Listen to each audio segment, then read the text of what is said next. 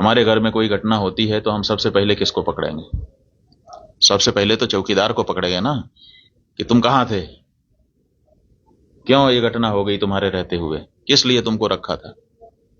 लेकिन यहां नहीं ऐसा हो रहा है।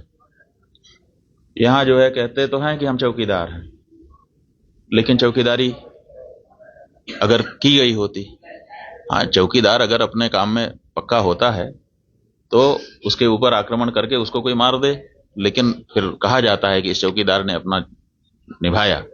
यहां तो कुछ पता ही नहीं है, कोई लड़ा ही नहीं उनसे, किसी ने उनको रोकने की कोशिश ही कहीं नहीं की। वो आए, घटना की, आराम से चले गए, कहीं पर उनको कोई बाधा नहीं है।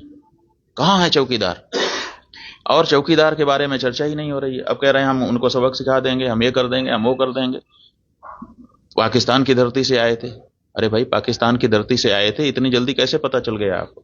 और अगर इतनी जल्दी आपको पता चल जाता है तो घटना के पहले क्यों नहीं पता चल गया?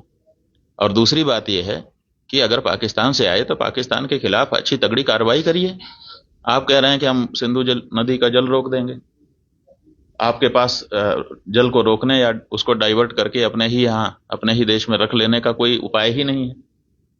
हमने विशेषज्ञों से पूछा कि अगर हम सिंधु नदी का जल पाकिस्तान में जाने से रोकना चाहते हैं तो हमारे पास क्या व्यवस्था है? उन्होंने कहा हमारे पास कोई व्यवस्था नहीं है। अगर हम आज से शुरू करें कि ऐसी व्यवस्था हम बना लें तो पैसा कितना लगेगा वो तो अभी पूछिए ही मत। अगर पैसा पर्याप्त दे दिया जाए, पैसे के कारण एक दिन भी काम ना रुके, तब भी 20 साल लगेगा, तब हम सिंधु नदी का जल रोक पाएंगे। तो ऐसी परिस्थिति में हम ये कह दे रहे हैं कि हम सिंधु नदी का जल रोक लेंगे। और टेलीविजन के एंकर हमने सुना, वो कह रहे थे बूंद बूंद के लिए तरसेगा पाकिस्तान, एक गिलास शुद्ध पानी नहीं मिल पाएगा, खेती नष्ट हो जाएगी, बिजली नष्ट हो जाएगी, ये हो जाएगा, वो हो जाएगा। गजब बता रहे थे, ऐसा लग रहा था कि जैसे प्यास तो लग ही गई पाकिस्तान को। और इधर विशेषज्ञ बता रहे हैं कि हमारे पास पानी को रोक लेने का कोई उपाय ही नहीं है।